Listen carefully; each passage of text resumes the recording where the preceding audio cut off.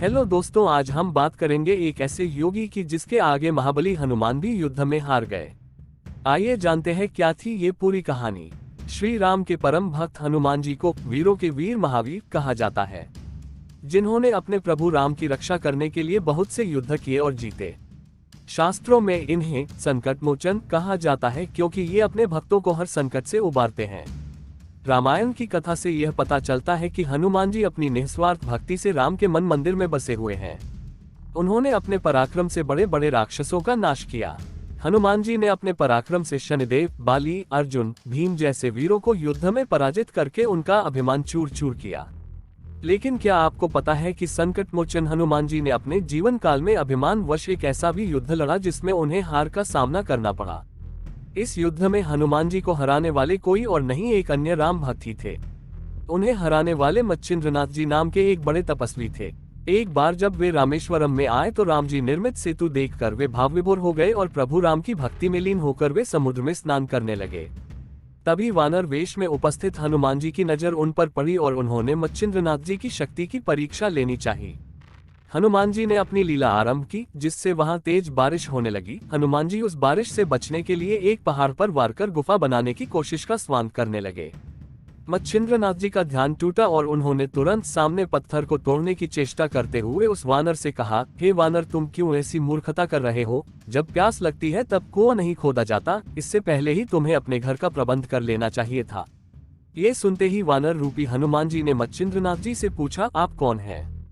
जिस पर मच्छिंद्रनाथ जी ने स्वयं का परिचय दिया, मैं एक सिद्ध योगी हूँ और मुझे मंत्र शक्ति प्राप्त है।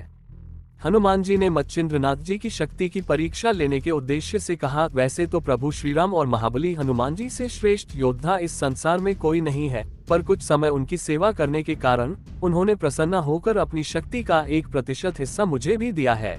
ऐसे में अगर आप में इतनी शक्ति है और आप पहुंचे हुए सिद्ध योगी हैं तो मुझे युद्ध में हरा कर दिखाएं, तभी मैं आपके तपोबल को मानूंगा। इतना सुनते ही मच्छिंद्रनाथ जी ने उस वानर की चुनौती स्वीकार कर ली।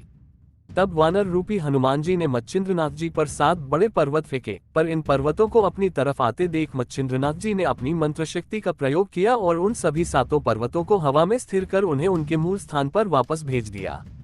इतना देखते ही महाबली को क्रोध आया। उन्होंने मच्छिंद्रनाथ जी पर फेंकने के लिए वहां उपस्थित सबसे बड़ा पर्वत अपने हाथ में उठा लिया, जिसे देखकर मच्छिंद्रनाथ जी ने समुद्र के पानी की कुछ बूंदों को अपने हाथ में लेकर उसे वाताकर्षण मंत्र से सिद्ध कर हनुमान जी के ऊपर फेंका। पानी की बूंदों का स्पर्श होते ही हनुमान जी का शरीर स्थिर हो गया और वे हलचल करने में भी असमर्थ हो गए। मंत्र शक्ति से कुछ क्षणों के लिए हनुमान जी की शक्ति छिन गई और वे उस पर्वत के नीचे दबकर तड़पने लगे। हनुमान जी का कष्ट देख उनके पिता वायुदेव प्रकट हुए और मच्छिंद्रनाथ जी से हनुमान जी को क्षमा करने की प्रार्थना की। वायुदेव की प्रार्थना सुन मच्छिंद्रनाथ जी ने हनुमान जी को मुक्त कर दिया और हनुमान जी अपने वास्तविक रूप में आ गए। फिर उन्होंने मच्छिंद्रनाथ जी से कहा, हे मच्छिंद्रनाथ जी, आप तो स्वयं में नारायण के अवतार हैं, ये मैं जानता था, फिर भी मैं आपकी शक्ति की परीक्षा लेने की कुचेष्टा कर बैठा। आप मेरी इस भूल को माफ करें। यह सुनकर और स्थिति को समझते हुए मच्छिंद्रनाथ जी ने हनुमान जी को क्षमा कर दिया। दोस्तों, इस कथा से हमें यह सीख मिलती है कि बजरंग बली जैसे महाबली भी अगर घमंड करे तो उनका भी घमंड टूट सकता है। तो एक आम इंसान क्या चीज है। धन्यवाद। आपका दिन शुभ हो।